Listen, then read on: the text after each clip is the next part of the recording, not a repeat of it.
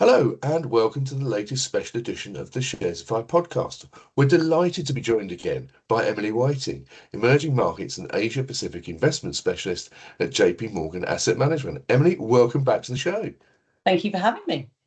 Now, we talked a few months ago about JP Morgan Asia Growth and Income, or JAGI, and I'm delighted to tell you that it's one of the most viewed and most downloaded podcasts on the site, which I think tells us a lot about the level of interest in emerging markets and Asia Pacific in particular. Today, though, we're looking at JP Morgan Emerging Markets Growth and Income, and Steve, you've got a few questions. Yeah, hello, Emily. I think that Ian's made a really good point there about there's clearly a lot of appetite in the retail market for Asia and emerging market exposure. Why don't you tell us what, as you see it, what are the compelling reasons for a retail investor to invest in Asia and in emerging markets, and why use an active fund like JMGI as opposed to a low cost ETF, for example? Okay, so look, first of all, thank you for having me back, and hopefully we continue to keep the listener numbers high. But look, I think emerging markets and Asia interest people. They excite people. They offer something really different. You have clearly a really wide breadth of markets. This isn't just like looking at the US, which is clearly just one large market. Loads of different markets, loads of different business cycles, drivers. And I think really importantly in the last year, you've seen them really captivated by that technology story that's maybe been led by the West, but Asia is the engine of it. You see Korea leading in memory, you see Taiwan leading in semiconductors. And I think a lot of the focus has been on those two markets. Maybe part of the interest is those big market heavyweights of China and India that we've all spent years talking about have been left in the shadows, but still offer great opportunity. They're both markets and countries with over 1 billion people living, working, and consuming there. And so I think it's the breadth and depth of opportunity, the fact that valuations still look fairly attractive compared with the rest of the world, and that it's just an exciting, colourful region.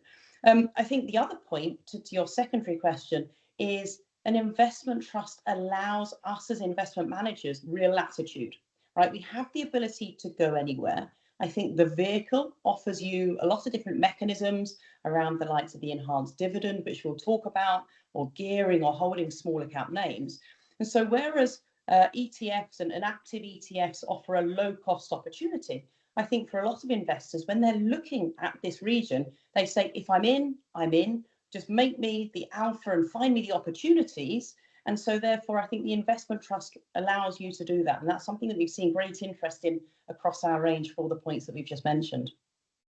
Now, you mentioned the enhanced dividend angle of it, because I was going to ask you, this is the Emerging Markets Growth and Income Trust. You've also got an Emerging Markets Dividend Income Trust, GEMI. What's the difference? What's the nuance? Yeah, so, and you're right, there is a nuance to it. And I think they sit very differently in a portfolio. So they're both looking at the same emerging markets investment universe to start with, but the angle they take onto that universe differs. So for JMGI, which we're focusing on today, emerging markets growth and income, we're very much looking from a growth aspect, right? We want companies that we believe can offer superior earnings that you compound over the long term. GEMI, emerging markets dividend income, as the name suggests, looks for the dividends. Okay, so straight away, it's looking for companies that we believe are mature enough and have a strong enough cash flow that offers certainty that they can pay out a consistent dividend stream. So those companies differ typically by way of some of the markets and the sectors that they're in. You want those long-term compounders, strong balance sheets, superior corporate governance, because it shows their focus on the dividends and giving back to minority investors. And what it means is that the overlap is less than 50% when you look at those two products. So they sit very differently. Whereas JMGI, the income component, just to sort of round that out, again, is one of the things that a vehicle allows you to do. The board have said they want to pay out 4 quarterly dividends amounting to 4% of NAV over the course of a financial year. It doesn't change what the fund managers are doing. I think that's the difference. So for the GEMI fund managers, they actively want companies that pay dividends. For JMGI, that's not as important, but you still can receive an income stream. That's a really interesting differentiation, Emily, and it tells me that these two trusts can appeal to different types of retail investor, but at the same time, they can also sit together in a portfolio to give you different angles into that Far East Asia Pac market. Good point, Steve. Yeah. Just JMGI, I mean, I know it's very heavily focused at the moment in terms of its portfolio weighting towards technology, some of those really big companies. I just wonder about how the trust feels about that situation at the moment, given there has been some volatility in recent weeks around CapEx, around circular funding. So some of these more technical aspects that investors are starting to worry about. I just wonder about, are you maybe over leveraged to some of these names? I think that's a great observation by way of the volatility that you've seen across these names. I think it's not surprising maybe that as names get bigger and there's more excitement, as much as you get a decent size upswing, we need to be aware that it could come down by a similar level. And you've clearly seen a very volatile July, especially in the Korean market, for example.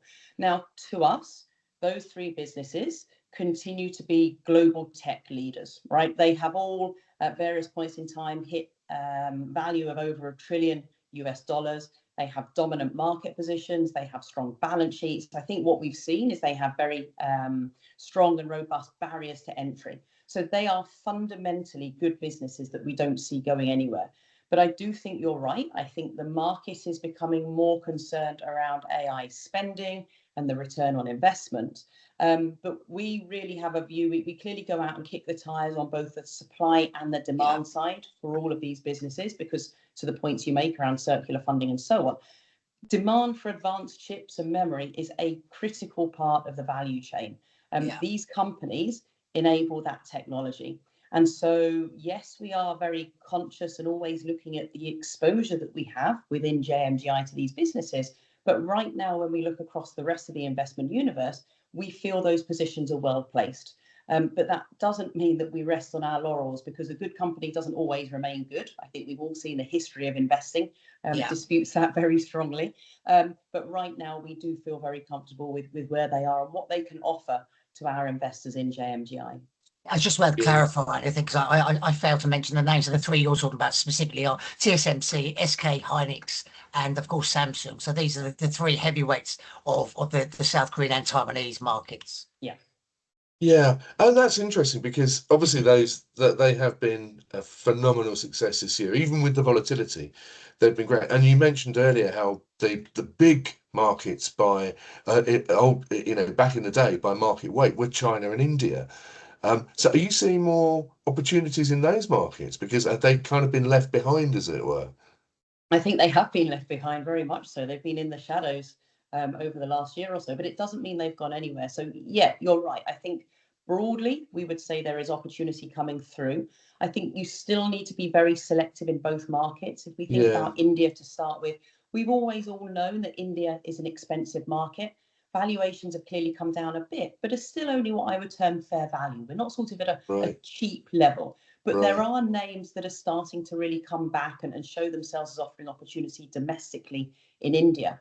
And then from China, I think even more so, it's about being selective. You have seen a lot of exporters in China do incredibly well, really start to gain market share and sort of overtake, in many cases, developed market incumbents in areas such as construction, renewable energy, and so on. So there are some very good opportunities, but it's still very much about finding the right businesses. So as much as I talk about these markets from a top level, it's always worth remembering we're not taking a view on, do we want to be overweight or underweight China? We are saying, is there a good business? Oh, look, it happens to be Chinese. And increasingly, yes, I would argue that as we move through the year, we are starting to kick the tires more on a number of these Chinese and Indian opportunities. And I think that's exciting. I think it's exciting that there is more to emerging markets right now than just technology in North Asia. It's a great point, because I mean, there's the big issue, of course, hanging over Chinese stocks in particular, tech stocks in particular, has been, of course, the regulatory argument and about the political pressure put on by the US and Western Europe, etc., which I guess has led to lots of retail investors just saying, I'd rather be hands off, which is perhaps where you can get a real advantage by having your hand held by a good investment trust team who's got feet on the ground. Yeah, absolutely. I think you've seen a lot of money flow away from these markets to maybe the hotter areas, not just of our region, but globally. And that means you can often take the heat out of valuation opportunities, that the company fundamentally is still doing good things. And I think this goes back to your very first question around the excitement and interest people have in emerging markets. I've always thought one of the biggest hurdles for retail investors in emerging markets is confidence. And I think headlines shake confidence quite often. And so for the likes of China, it's about rebuilding the confidence around that underlying asset. Now, for us, this is our bread and butter. And you're right, I think this is exactly where we can allow broader investors the opportunity to dip their toe into China, because we're the experts. We have people on the ground in Shanghai, in Taipei, in Hong Kong. They go out and kick the tires on your behalf. So no, I think you're exactly right. And I see that as markets start to maybe recover and look to those opportunities again, confidence comes back and it becomes quite self-fulfilling. Just a final point, because we're running out of time, Emily. So, I mean, the JMGI's share price performance is started to really recover after a spell of maybe a year, 18 months or so, where it was a little soggy. So how do you assign that? Why is the trust suddenly just resonating with investors when it wasn't previously? Yeah, and again, I think it's a great observation. I think performance was underwhelming. We always look to outperform over any time period. We believe we have the tools to be able to do that consistently. But we also need to realise that no one can outperform the market over all types of the cycle and all parts of the cycle. And what you basically saw over the last couple of years is some of the growth stocks fell out of favour. So the names that we would go out and kick the tyres on and know they were strong businesses with good market share, the market just wasn't really rewarding them. But you've started to see that the market now refocusing on what's really important. I've mentioned several times things like strong balance sheets. That for us is really important. We want to feel confident that the businesses that we're holding have the tools to go out and grow and give back to shareholders as well. And so you're now seeing share prices, especially in the technology side, for obvious reasons, really catch up. And a lot of our high conviction names that we've liked long term starting to be rewarded as investors have recognized the value that they offer.